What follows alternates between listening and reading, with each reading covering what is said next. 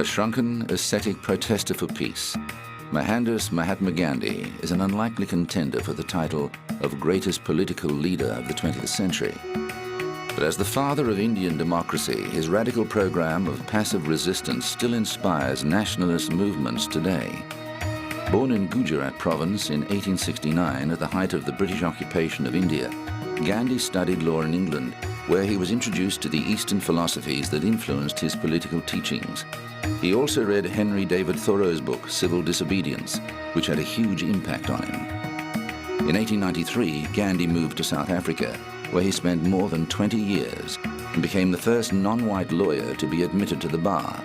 The racism he encountered there from Europeans led him to mobilize his fellow Indians and develop this Satiraga philosophy, a search for truth through non-violent striving for freedom. In 1914, he returned to India to fight British oppression in his homeland. He used the weapons of non-cooperation and peaceful resistance, including strike action and public demonstrations. Gandhi's hunger strikes became an effective publicity tool. In the 1920s, newsreels were gaining popularity, and people around the world were fascinated by the fragile but indomitable figure who fasted for a month at a time. Even his arrest in 1922 couldn't dampen his followers' enthusiasm. He served 3 years of a 6-year sentence before being released due to ill health. Gandhi's causes of the 1930s included women's equality, exploitation of the laboring classes, and the plight of India's lowest caste, the untouchables. But his main focus was Indian independence. In 1930, he wrote a letter to Britain's Viceroy of India saying that if his demands for self-determination were not met, he would break the salt laws. The British ignored this demand, not seeing it as much of a threat.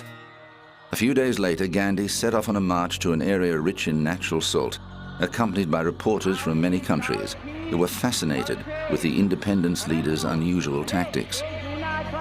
On April the 5th, Gandhi picked up a clump of salt, defying the law that gave the British a monopoly on the production and sale of salt products. Hundreds of thousands of people followed his lead, and Indian jails were soon overflowing with protesters. The British were forced to hold talks with Gandhi and start negotiations for Indian self-rule.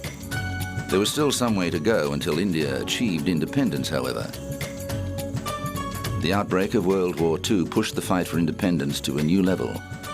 Gandhi opposed India's involvement in the war on the grounds that people could not support the British struggle for freedom when they did not have freedom themselves. He called on the British to quit India, and he and many supporters spent years in jail until independence was finally won in 1947. But 6 months later, tragedy struck. A religious radical shot and killed Gandhi while he was taking his nightly walk.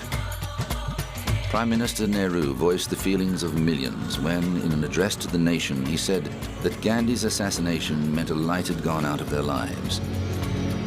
"We will not see him again, as we've seen him for these many years," he said. "We will not run to him for advice or seek solace from him, and that is a terrible blow, not only for me, but for millions and millions in this country." Gandhi was cremated in a traditional ceremony attended by thousands of grief-stricken Indians, and his ashes poured into urns and sent across India. Some remain in shrines to this day. Gandhi lived what he taught, and his philosophy of peaceful resistance and strength through non-violent action has inspired millions.